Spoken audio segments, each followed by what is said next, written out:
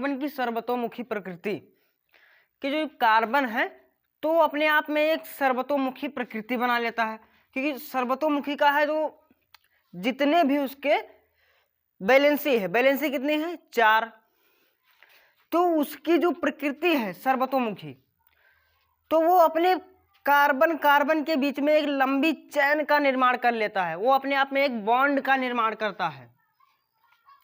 अब बॉन्ड का मतलब होता है बंध, आबंध जिसे हम कहते हैं।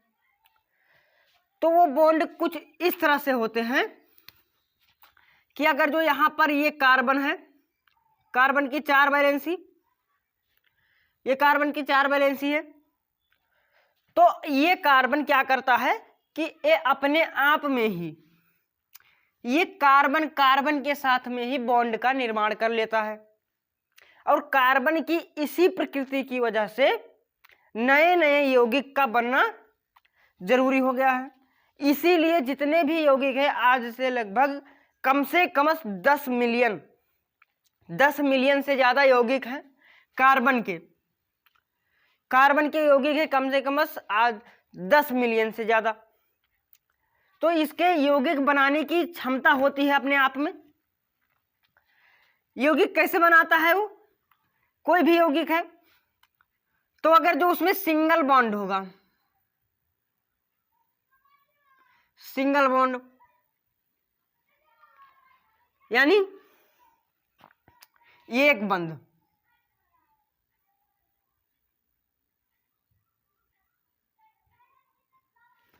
एक बंध में क्या होता है, जो कार्बन होता है वो अपने 4 इलेक्ट्रॉन से वो कार्बन के ही साथ में 4 इलेक्ट्रॉन में से एक एक का साझा कर लेता है। अब यहां पर जब इसके कार्बन अपने में ही 2 इलेक्ट्रॉनों का साझा कर लिया, यानी एक एक इलेक्ट्रॉन का साझा कर लिया, बाकी कितने बचे, 3 इलेक्ट्रॉन बचे। तो वो 3 इलेक्ट्रॉन किसी और से पूरा कर लेगा इसे, ये होता है सिंगल बॉन्ड इसी प्रकृति की वजह से। अब जब आता है इसमें डबल बॉन्ड,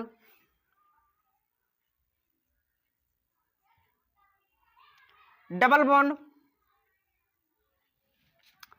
यानी द्विबंध, द्विबंध।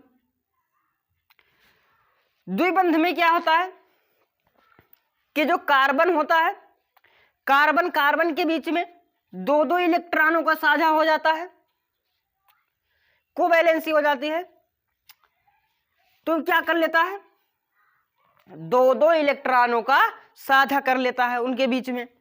अब यहां पर जब 2 इलेक्ट्रॉनों का साझा करेगा तो जो कार्बन है, अब यहां पर कितने इलेक्ट्रॉन 4, और इस कार्बन के कितने इलेक्ट्रॉन 4। तो अब यहां पर ये एक इलेक्ट्रॉन ये खत्म हो गया, एक इलेक्ट्रॉन ये खत्म हो गया, यहां पर आ गया, और ये ऐसे हो गया, ये बन गया, तो अब ये बन गया।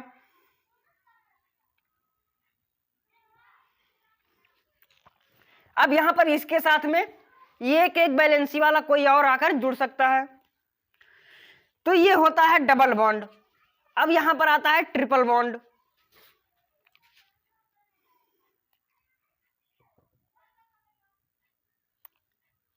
ट्रिपल बॉन्ड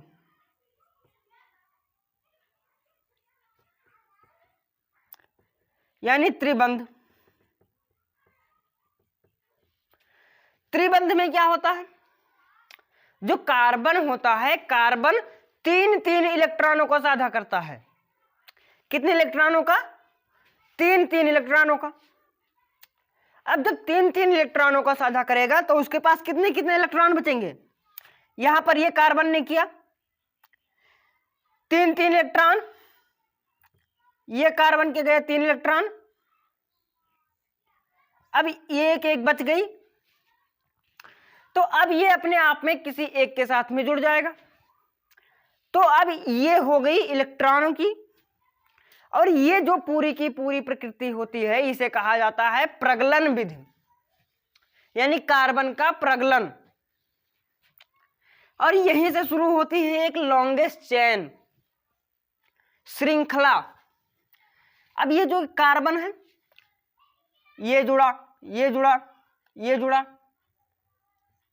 ऐसे ही ये जुड़ता चला जाता है यहां पर, ऐसे ये जुड़ता चला गया। लेकिन अब यहां पर कुछ बच्चे सोच रहे हैं कि अगर जो मैंने यहां पर शुरू में ही लगाया है डबल बॉन्ड ट्रिपल बॉन्ड, तो ये जरूरी नहीं है, ये इनमें से कहीं भी हो सकता है। जैसे अब मान लेते हैं कि यहां पर भी हो सकता है और यहां पर भी हो सकता है, पर इनके जो आईयूपीएसी नेमिंग है, आईयूपीएसी प्रणाली में नाम में फर्क आ जाएगा। अब हम बात करते हैं इनमें श्रृंखला की, चैन है।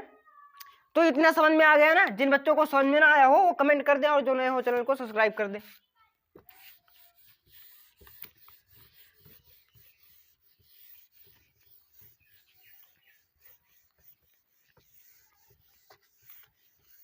अब यहां पर हम बात करते हैं चैन की, लॉन्गेस्ट चैन की।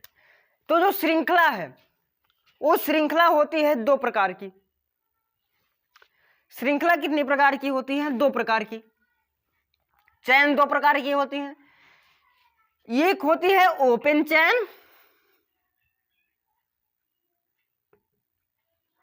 ओपन चैन यानी खुली श्रृंखला।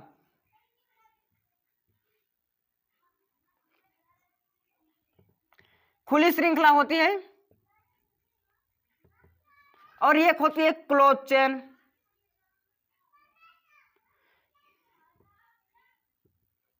बंद श्रृंखला।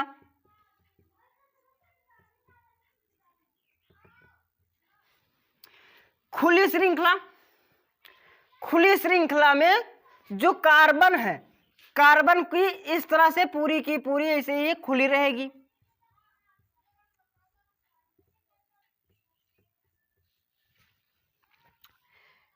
यहां पर ये हो जाएंगे, यहां पर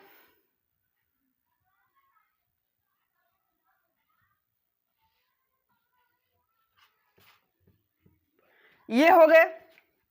अब इसी खुली श्रृंखला में दो तरह से पाए जाते हैं, एक शाखा युक्त होती है और एक सीधी श्रृंखला होती है। तो ये कौन सी श्रृंखला बनी? सीधी श्रृंखला।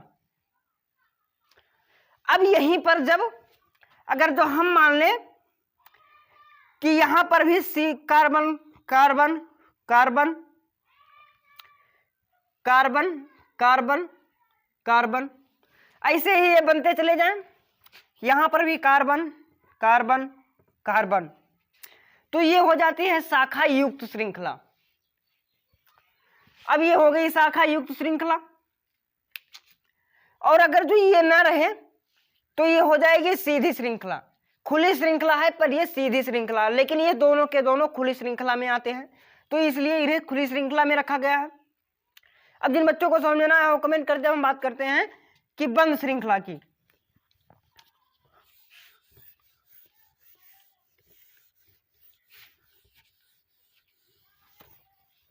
बंद श्रृंखला की, तो जो बंद श्रृंखला होती है, वो जो बंद श्रृंखला होती है तो एक दूसरे से, बंद श्रृंखला एक दूसरे से जुड़े होते हैं। फॉर एग्जाम्पल ये हो गया, ये इनके बीच में, और फिर अब यहां पर कोई जरूरी नहीं है, खुली श्रृंखला में हम इसको ऐसे ऐसे ऐसे ऐसे ऐसे ऐसे ऐसे ऐसे ऐसे कर सकते हैं। यहां पर कार्बन, यहां पर, यहां पर, यहां पर, यहां पर, जितने भी इसमें कोने होंगे मोड़, वहां पर कार्बन ही है, ये कार्बन ही है। तो ये इस तरह लिख दिया जाता है। अगर जो हम मान लें कि अगर जो हमें कोई बहुत बड़ी चैन बनानी हो तो उसमें हम ऐसे थोड़ी ना लिखेंगे कि इस तरह से हमारा टाइम भी ज्यादा लगेगा और जगह भी ज्यादा लगेगी। तो इसलिए क्या करते हैं कि सीधे इसे कर देते हैं। और जो खुली श्रृंखला है वो 60 कार्बन तक अभी तक प्राप्त हो चुकी है। 60 कार्बन की खुली श्रृंखला और 30 कार्बन की बंद श्रृंखला प्राप्त हो चुकी है। तो यह है। अब जो बंद श्रृंखला में है तो वो भी ऐसे ही हो सकता है, इस तरह से, इस तरह से और इस तरह से, इस तरह से, इस तरह से, हर तरह से हो सकती है। तो जिन बच्चों को समझ में ना आया हो वो कमेंट कर दें और जो नए हो चैनल को सब्सक्राइब कर दें। चलिए बच्चे इतना लोड कर ले, फिर हम आगे बढ़ते हैं। आगे बढ़ने से मेरा पहले एक क्वेश्चन है, वो जल्दी से उसका आंसर आप लोगों को कमेंट करना है।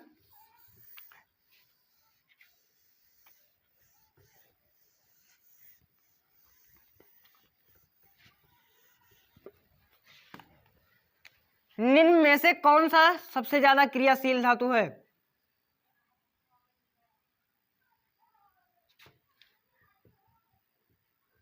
निम्न में से कौन सबसे क्रियाशील है?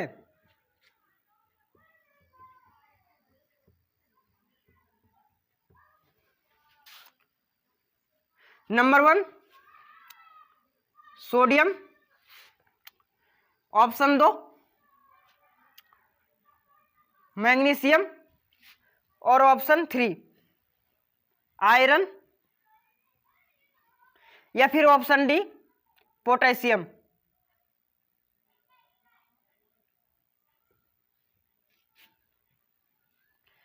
चलो इसका आंसर जल्दी से जल्दी कमेंट करो, जो नए हो वो भी बच्चे साथ में पढ़ते रहे।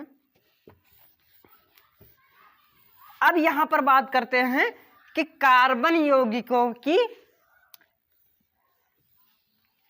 परिभाषा, ऑर्गेनिक कंपाउंड्स यानी जैव शक्ति सिद्धांत,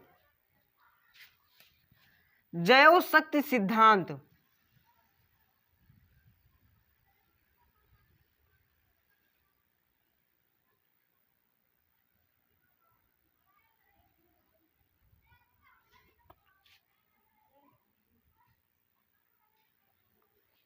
विटलफोर्स थ्योरी, जैव शक्ति सिद्धांत। तो जो जैव शक्ति सिद्धांत है इसकी अवधारणा ये थी कि जो कार्बनिक यौगिक हैं, ऑर्गेनिक कंपाउंड्स, तो उनको बनाना यानी आर्टिफिशियल लैब में तैयार करना, मानव निर्मित प्रयोगशाला में तैयार करना मुमकिन नहीं है, क्योंकि ये जो ऑर्गेनिक कंपाउंड्स हैं ये जैव शक्ति यानी जो जीव हैं, जीवों के टिश्यूज और सेल से मिलकर बनी होती हैं। ये थी इसकी अवधारणा। जैव शक्ति सिद्धांत में क्या हुआ कि जितने भी ऑर्गेनिक कंपाउंड्स हैं तो उन्हें अपनी लैब में बनाना यानी प्रयोगशाला में बनाना नामुमकिन है, उन्हें हम नहीं बना सकते, वो केवल प्रकृति द्वारा ही बन सकते हैं, वो केवल प्रकृति द्वारा ही बन सकते हैं। लेकिन क्या हुआ, ये अवधारणा काफी दिन तक चली, लेकिन एक बार ये कहना था फ्रांसीसी के वैज्ञानिक का। तो एक बार एक वैज्ञानिक थे, बजीलियस नाम था, 1828 में, तो वो अपनी लैब में अमोनिया साइनाइड का अध्ययन कर रहे थे, अमोनिया साइनाइड का अध्ययन कर रहे थे। तो अमोनिया साइनाइड का अध्ययन करते करते उन्हें पता चला कि जब अमोनिया साइनाइड को गर्म किया जाता है तब यूरिया प्राप्त होता है, जो कि एक ऑर्गेनिक कंपाउंड है। क्या है? ऑर्गेनिक कंपाउंड है, कार्बनिक यौगिक है। और वहीं से फिर इसकी अवधारणा खत्म होने लगी, धीरे धीरे वहीं से इसकी अवधारणा खत्म होने लगी। उसके बाद में बहुत सारे वैज्ञानिक आए, कॉल्बे आए, तो उन्होंने एसिटिक एसिड का संश्लेषण किया, जो कि एक ऑर्गेनिक कंपाउंड है। अब उन्होंने कैसे किया, तो ये थी ये जैव शक्ति सिद्धांत, विटलफोर्स थ्योरी। तो उन्होंने जब अमोनिया साइनाइड को, ये है अमोनिया साइनाइड, अमोनिया साइनाइड, इसको गर्म किया गया तो इसमें क्या पाया गया, इसमें पाया गया यूरिया।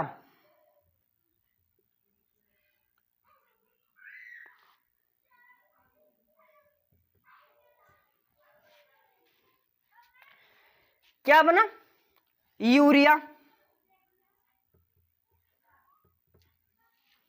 जो कि एक ऑर्गेनिक कंपाउंड है। और ये क्या है, अमोनिया साइनाइड।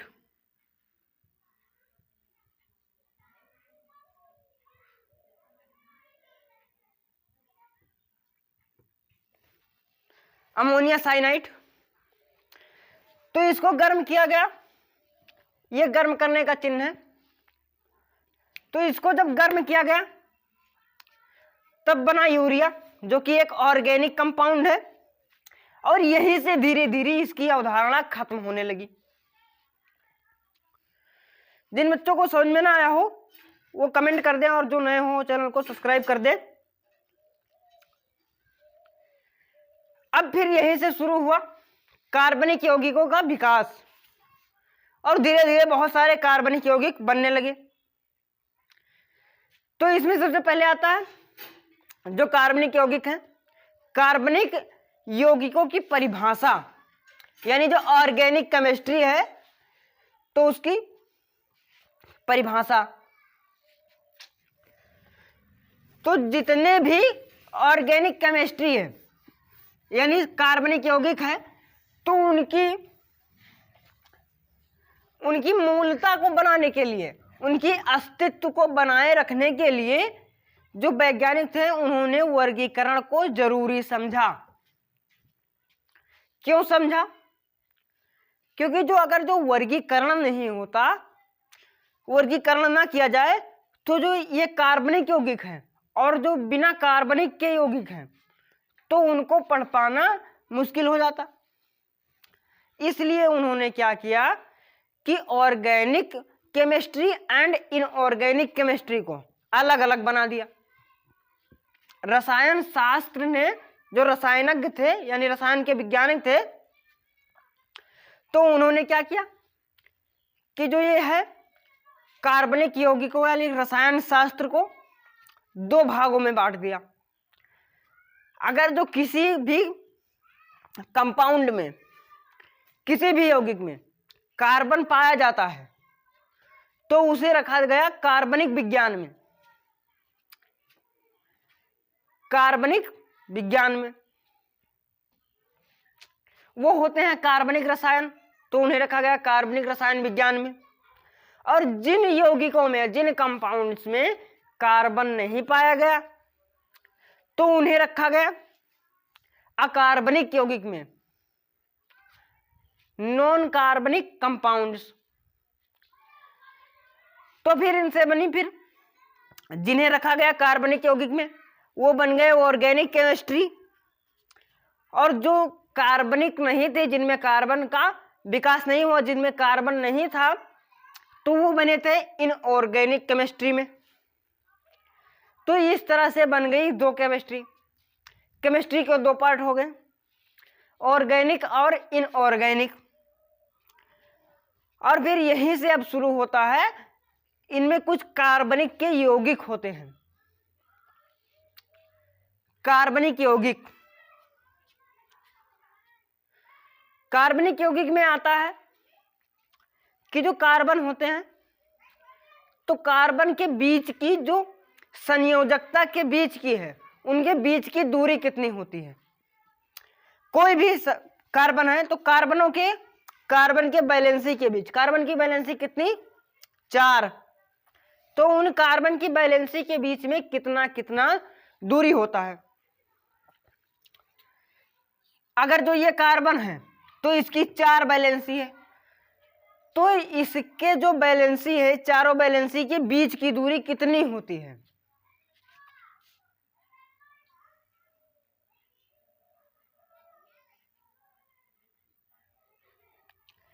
इस तरह इतनी दूरी होती है। और ये दूरी कितनी होती है?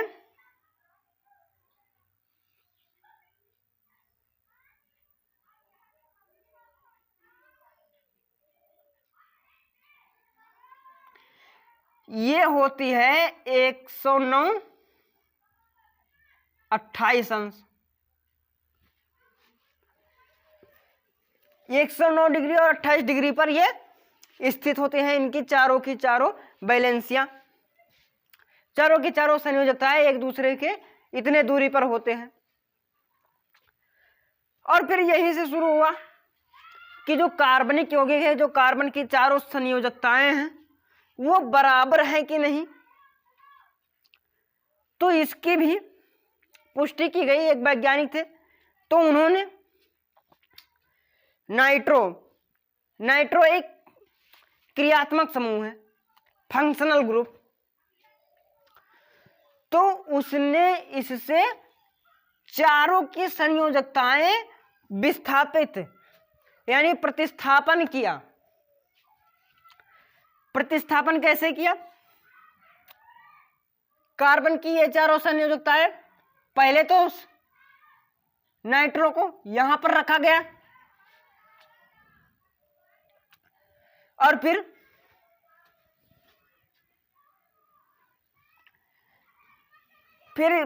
उठाकर, तब भी वही सीएम था, और फिर दूसरे कार्बन में यहां पर रखा गया, और फिर तीसरे में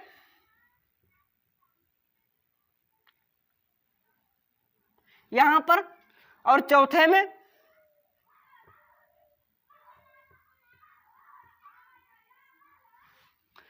पर इनमें कोई ज्यादा चेंजेस नहीं मिले, कोई चेंजेस ही नहीं मिले। तो इसलिए क्या हुआ कि इनकी चारों की चारों बैलेंसियां क्या हैं? बराबर हैं। तो ये थी बराबर। जिन बच्चों को समझ में ना आया हो कमेंट कर दें, और जो नए हो चैनल को सब्सक्राइब कर दें। तो ये थी इसकी अवधारणा। जय हिंद।